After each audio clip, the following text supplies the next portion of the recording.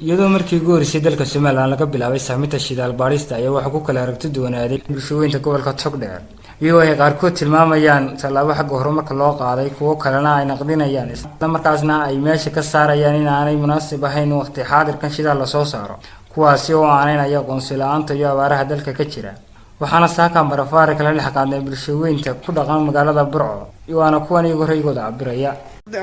taageeraya shidaalka iyo horumarka dalka halkan dadkan ka hadlaya had iyo jeer anaga halkan leh meel lama kala laha qof walba ka galbeed guntii daga iyo ka bari daga way ka dhaxaysaa marka waxaan u lahaa odayaashan TV-ga 10 maalin walba cuna wax walba iskaga duubaya hawayaan waa laga gudbay fikirkayga anigu hadaan ka dhibto nimanka shidaalka baaraya waxaan u haystaa inay indhasarcaatay shidaal la baaray shidaalka waa la yaqaan halku ku jiro Soomaaliland laba meelood buu kaga jiraa meel waa gobolka Saaxil meelna waa gobolka Saraar labada meeloodna way calaamadsiin Mareykanka shidaal la baaraya ma jirtay macdan baa la urursanaya dadka beenta laga daayo iyo khiyaaliga laga shaqeynayo arrinta shidaalka fikirkan ka qaba waxa weeyaan arrinta shidaalka iyo mashaariicda kale ee fara badan ee horumarinta Jamhuuriyadda Soomaaliland hogaaminta madaxweynaha Jamhuuriyadda Soomaaliland ay ku yimi waxaan leeyahay waan taageeraynaa waxaanu leenahay haddaanu nahay dadka deegaanka Burco iyo gobollada kale Soomaalilandba inta aqoon-yahanka iyo inta waxgaradka wixii horumar ee dalka u soo kordha ee mashaariicdaas ka mid yihiin dekadda iyo airportka iyo maxaan dhahdaa shidaalka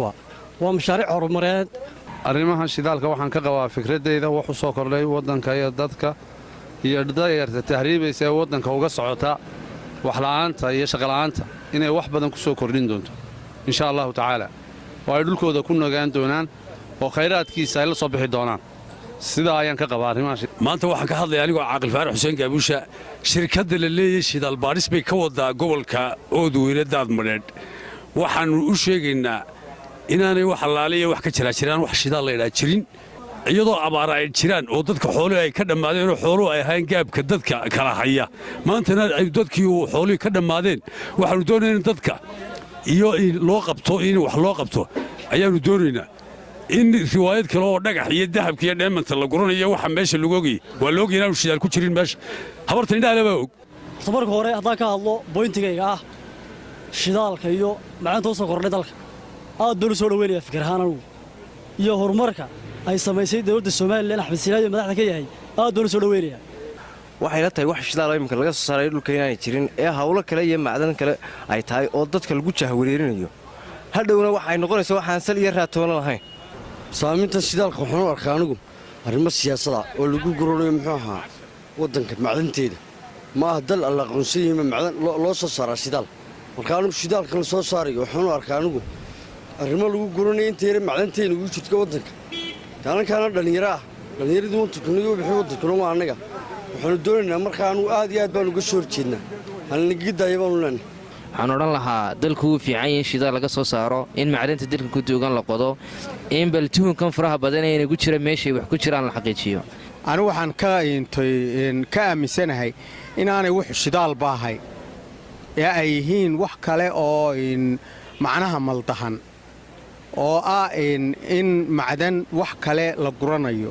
rayigan madaxweynuhu keenay ee shidaalka gobolada in calaqad la geliyo aniga rayigayga lama muuqato waxay la muuqataa in wadanka horumarkiisa in la ogolaado calaqada iyo rabashka xooma taraan haddaan ka hadlo arrinkan shidaal baariska laga bilaabay goboladan bariga aad iyo aad baan u soo dhaweynayaa waxaan leeyahay waxa weeye waa wax loo baahnaa oo Mas'uud Ahmed Jaamac Tafsiirka Caalamiga Afrika Kevin Burco.